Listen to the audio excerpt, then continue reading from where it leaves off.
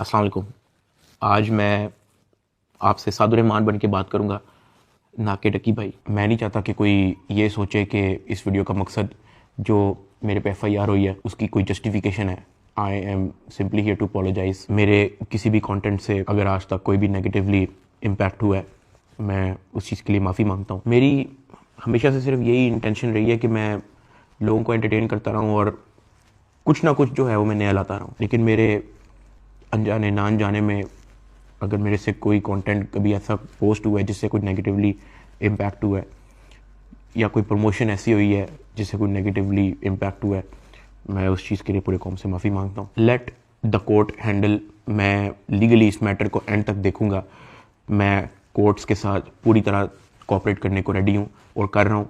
मैं इदारे के साथ पूरी तरह कोऑपरेट करूँगा और जो भी जज साहब मेरे केस का फ़ैसला लेंगे मैं वो कबूल करूँगा।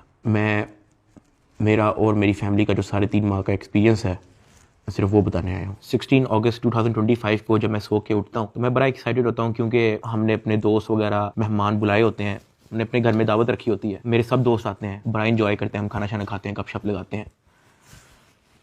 मेहमान चले जाते हैं, उसके बाद मैं और रूब पैकिंग में लग जाते हैं, क्योंकि हमें मलेशियन गवर्नमेंट का एक इवेंट है, उधर से इनवाइट आया होता है कि डकी भाई आप आएँ, हमारे लिए कुछ वीडियोस वगैरह बनाए। पूरे पाकिस्तान से उन्होंने एक मेल और एक फ़ीमेल को चुना है, जिसके अंदर मेल में उन्होंने मुझे चुना है। बाकी कंट्रीज़ से भी उन्होंने एक मेल एक फ़ीमेल इनवाइट किए हुए थे और मैं बड़ा एक्साइटेड था कि पूरे पाकिस्तान के अंदर से उन्होंने एक बंदा चूज़ करना है और उन्होंने मुझे चुना। मैं बड़ा ऑनर फील कर रहा। हमने बड़ी जल्दबाजी में पैकिंग की, क्योंकि मेहमान आए होते हैं, हमें टाइम नहीं मिलता और मुझे नहीं पता था कि जब हम पैकिंग करके अपने घर से निकलेंगे तो मेरी ज़िंदगी का सबसे मुश्किल वक्त शुरू हो जाएगा। मेरे वहमो गुमान में भी नहीं था कि मेरे साथ क्या होने जा रहा है। हम जब पैकिंग करके सामान गाड़ी में रखते हैं, गाड़ी हमारी एयरपोर्ट की तरफ चल पड़ती है। एयरपोर्ट पहुंचते हैं, हम सामान अपना अनलोड करते हैं। रात के 9 बजे के करीब हमारी फ्लाइट होती है। हम काउंटर पे जाते हैं और हमें अपना बोर्डिंग पास मिल जाता है। उसके बाद जहाँ पे इमिग्रेशन होनी होती है, जहाँ पे आपके पासपोर्ट पे एग्जिट स्टैंप लगती है, हम जब वहाँ पे पहुँचते हैं तो वो मेरे से पूछते हैं कि आप पे कोई FIR तो नहीं है।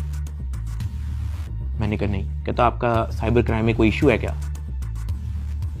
मैंने कहा नहीं। कहते आप हमारे साथ आ जाएं। मैं और अरूब एक दूसरे की तरफ देखते हैं कि ये क्या हो गया। हम किसी को ऑन टाइम ज़्यादा इन्फॉर्म ही नहीं कर पाते हैं। मैंने ज़िया को सिर्फ मैसेज कर दिया है कि ये इस तरह से इशू हो गया है, तो शायद हम फ्लाई ना कर पाएं, तो आप प्लीज़ गाड़ी जो है वो एयरपोर्ट ले आओ और हमें यहाँ से पिक कर लो। हमें लगा कि शायद हमें बस सिर्फ फ्लाई नहीं करने देंगे और हम घर जा सकेंगे। 5-10 मिनट के बाद इमिग्रेशन वाले हमसे हमारे मोबाइल ले लेते हैं, कहते हैं कि इसको एयरप्लेन मोड पर लगा दें और अरूब की तरफ वो इशारा करते हैं कि अगर आप जाना चाह रही हैं मलेशिया तो आप जा सकती हैं।